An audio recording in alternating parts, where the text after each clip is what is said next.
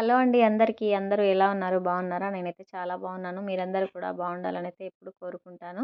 ముందుగా అయితే నా వీడియోని ఎవరైనా ఫస్ట్ టైమ్ చూస్తున్నట్లయితే ప్లీజ్ నా వీడియోని పూర్తిగా చూసి వీడియో నచ్చితే ఒక లైక్ ఇచ్చి సబ్స్క్రైబ్ చేసుకుంటారనైతే కోరుకుంటున్నాను. ఇంకా లేట్ చేయకుండా వీడియోలోకైతే వెళ్దామండి. మీరిక్కడ చూస్తున్న ఈ చిన్న పక్షి అయితే రోజు మా ఇంటి ముందు నుంచి గడ్డి పరకనైతే తీసుకెళ్ళిపోయి ఇక్కడ గూడు కట్టుకుంటుంది చూడండి.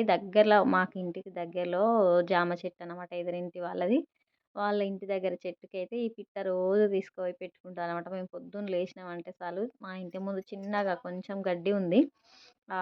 ఆ గడ్డి పరకల్ని రోజు తీసుకెళ్ళిపోయి రోజు గూడు కట్టుకుంటుంది. మనసుకైతే చూస్తే మాత్రం మస్తు మంచిగా అనిపిస్తదనమాట పొద్దున్నే చూస్తే. అస్సలకి హైదరాబాద్‌లో ఉంటున్నామని అనిపించదు నాకు. ఎందుకో గాని నాకు ఈ పక్షులు అవి అంటే చాలా ఇష్టము. చూస్తే ఇంకా అట్లాగే చూస్తూ ఉండాలనిపిస్తుంది. కానీ నిజం చెప్తున్నా అలాంటి పక్షులు మనకి ఇంటికి దగ్గరలో ఉండి, వాటి సౌండ్ వినుకుంటూ, వాటిని చూసుకుంటూ ఉండాలంటే నిజంగా చాలా అదృష్టంగా భావిస్తాను నేను. ఇప్పుడున్న ఈ బిజీ టైంలో అలాంటి పక్షుల్ని చూడడం, అవన్నీ వినడం అంటే ఏడ దొరుకుతున్నాయి చెప్పండి.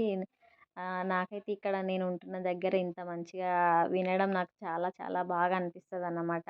మంచిగా చూస్తాను. నేను చాలా ఎంజాయ్ చేస్తాను. ఇంకా చాలామంది ఇక్కడ బియ్యపు పిండితో ముగ్గు వేస్తారు. ఆ ముగ్గు పిండిని కూడా తినడానికైతే వస్తది. పిట్టలు చాలా వస్తాయన్నమాట. ఇక అంతే కాదండి. నాకైతే ముగ్గులు వేసుకోవడం చాలా ఇష్టము. చిన్నప్పటి నుండి గూడా అంతే అనమాట. ఏదైనా ఒకసారి ఇట్లా చూశానంటే నేను వేస్తాను.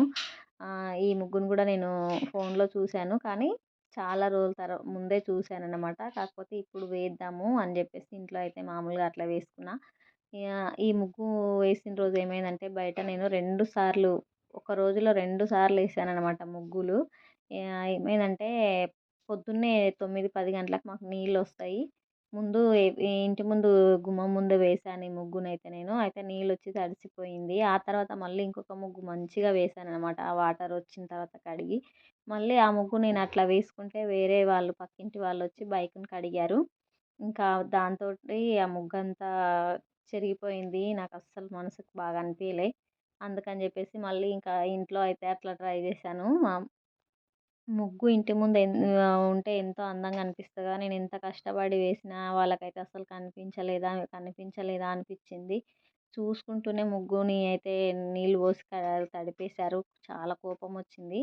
అందుకనే ఇంకా ఆ కోపంతోటి ఇంట్లో అయితే ఏం చేయాలని చెప్పేసి ఇంట్లో వేసుకున్నాను. మీకైతే ఈ ముగ్గు నచ్చితే గనక నా వీడియోనైతే లైక్ చేసి పక్కనే ఉన్న గంటనైతే కొట్టేసుకోండి. ఎందుకంటే నేను అప్పుడప్పుడు పెడతా ఉంటాననమాట వీడియోస్. నా వీడియోస్ అయితే మీకు నోటిఫికేషన్ వస్తాయి.